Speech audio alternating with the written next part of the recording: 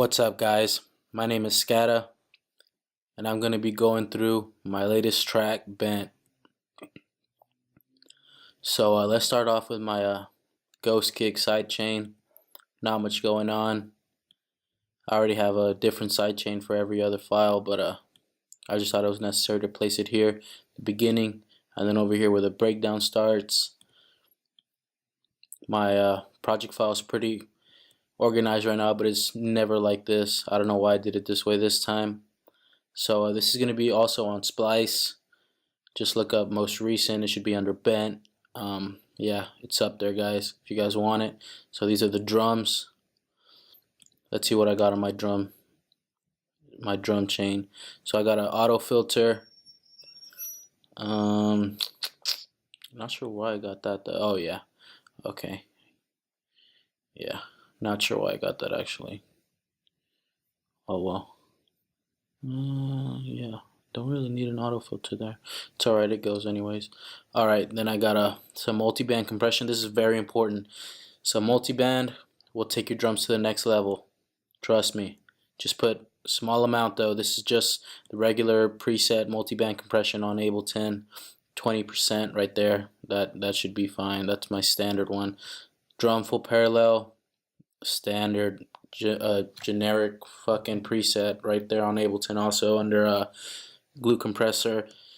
I got a little bit of saturation, give my drums that oomph. On my kick, don't got much on my kick. What's this? Nothing on there. Okay, build up kick, got a little auto filter, just automating, or no, I just took away the highs, just made it a little more damp than the actual kick. It's the same kick, I just made it a little bit more damp than the regular one, so it could be a little bit different.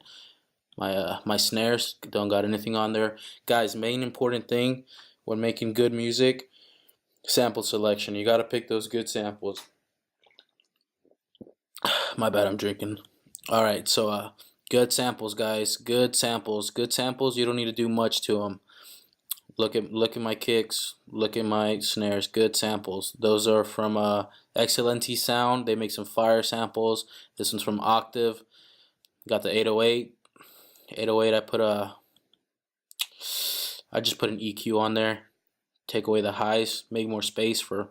I mean, you don't really need any highs in an 808 anyways. And plus, this 808 is fire, as you can tell from the preview that I showed you. And then just put a little limiter at -1. That's it. I got this little perk right here with a EQ, take away the lows, and a little bit of reverb. It just adds a little bit of groove. I got the fills right here. Got my fills. Nothing on the fill master chain, and just simple little fills right there. Rearrange them so you won't have the same one. Just cut them and chop them if you want. That's what I did. Took away the lows again, so that 808s can have all the room that they need. My crashes, don't got nothing on the master chain. Good crashes. Took away the lows again. Hats, put some EQ on them. Take away the lows. Put some multiband dynamics on them to bring it out, really to compress them a little bit. And then I just put a utility on there to give it a little bit of width, and then just lower the volume down a bit. Also, the way I sidechain a lot of things is by volume reduction, like this.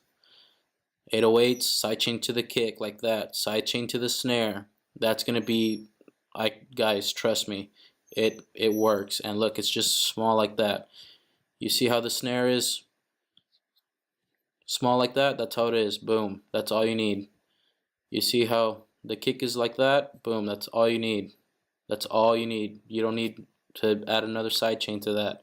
It's going to be more than perfect. My drop synths, probably the part that you guys want to hear most about. Alright, let me get into the drop synths. My drop synth master chain, all I got in EQ8 right there. Take away the lows, like I said. Sidechained, like that. Volume reduction.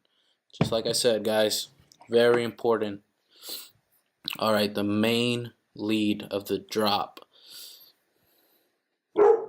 This is all, sorry guys, my dog's in the background. This is all it is. It's a hypa unison up to 7, a little bit of bend, wavetable position around like 60 something, 50-ish. Got the LFO running to a few things you guys can see here. Attack, decay, release. This is the LFO shape, 1/8. Got it on trigger. This is how my effects are run.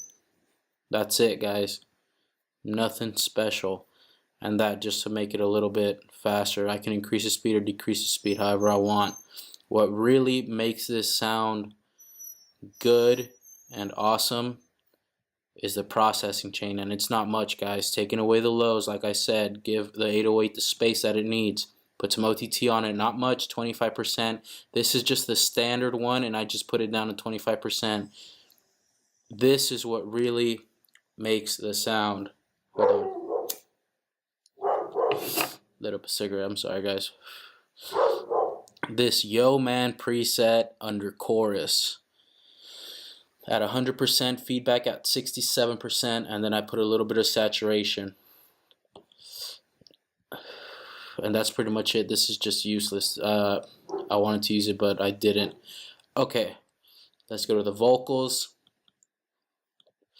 This is where I just use regular side chaining because it would be a big hassle for me to draw in the volume reduction on all these fucking notes and all the fucking build up fucking snares and shit like that. So I just fucking use a regular side chain. One to the ghost kick and one to the build snares, which are right here. I'll get into that. So I just have some OTT on right before the drop, the pre-drop vocal right here, and on this one I have a little bit of OTT also. On here also OTT, not much, guys. You don't need much, honestly. Okay, so let's go to the build snares. Build snare master. I got a gentle 2 bus right here. A little bit of reduction, 240 dB. Got a little bit of EQ. Take out the lows. I bumped it up around what is that, like 170-ish, 175-ish. You can add an auto filter. I didn't. Put a little bit of reverb on there, 34%, and that's pretty much it, guys. Nothing too fancy around here. Alright, tom roll, regular old tom roll. Find some good toms that'll really take your songs to the next level. My build synths, take away the lows like I said, and then again I compressed them to the build snares, which are right here. The pad, nothing going on there. Oh, I didn't even process it on this one. Okay, so we got the EQ8. I took out the lows, took out a little bit of the highs that you really don't need.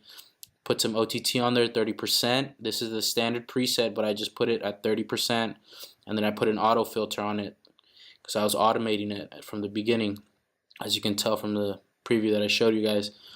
So here, this is the little kind of ARP kind of thing, the little melody.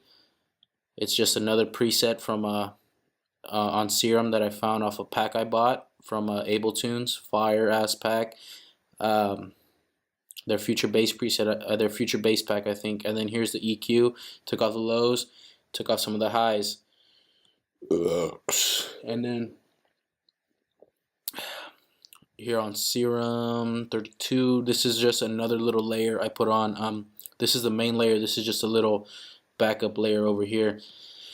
Put a little bit of panning. This is just another preset under auto pan around the head, and then I just put it at 180 so it would be even on both sides, and then I reduced the amount and the rate so it wouldn't go too fast, and that's it. Nothing too fancy. It makes all the difference. It also give your mix a little bit of space because it got a lot of shit on mono here too. And this is these are just little notes that I drew in of saws, little saws right here. And then I just all I did literally was take out the lows again, like always. Got to take out the lows because I have a sub bass here and a mid bass here that are taking all the lows, so they need all the space they can get so it could sound nice and clear. And alright, that's it for this. It'll make all the difference putting these saws and then automating the pitch going up. Also with these notes, automating the pitch going up from Serum, it it'll make everything sound cohesive. Alright, so this is my Reese and the bass, the sub bass. So I put a little bit of glue compression to make them stick together, some saturation. I took out a little bit of highs because you don't need them really. The Reese bass does have a little bit of highs, but you don't need that many.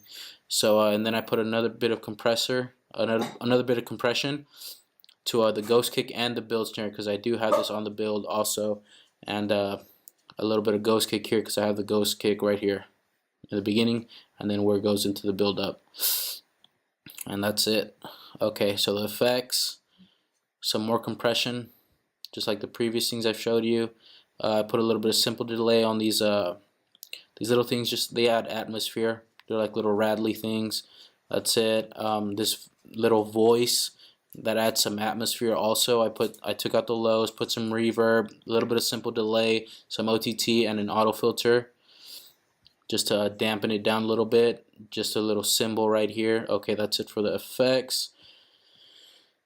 Here is my risers. Put some compression so that when it's building up, it won't get in the way of the snares and stuff like that. Took out the lows because you don't need lows and stuff like that. You don't need lows in white noise and shit like that, and fucking cymbals and shit like that. And alright, so yeah, that's it, guys. Just good risers. Yeah, good risers. You don't need much on them. So that's pretty much it, guys. That's the project. I hope you guys like the song. Took me like, it didn't take much for me to make, maybe like half a day, and you can probably tell because it probably sounds unfinished. But yeah, guys, and this is my master. I know this is probably what you guys care about the most. Just an EQ, taking off some of the middle from the sides, taking off some of the shit from the side so it doesn't get in the way. A little bit of glue compression, some EQ8, bumping up some of the mids, bumping up some of the lows, taking off a little bit of the lows, took off a bit of the highs. I don't know why I just do that. You can tell the difference though. Some multiband dynamics, another glue compressor at a higher level than the last one, and some ozone imager. This is very important right here. Ozone imager will separate every single band. Like your lows will stay in the lows, your mids will stay in the mids, and your highs will stay in the highs, and it can expand each one however you choose, and it's very important, trust me. Some endless smile for that build up. It really is awesome. And a maximizer set at a transient because it really brings out those transients. And that's it, guys. Hope you guys enjoy. Thanks, guys.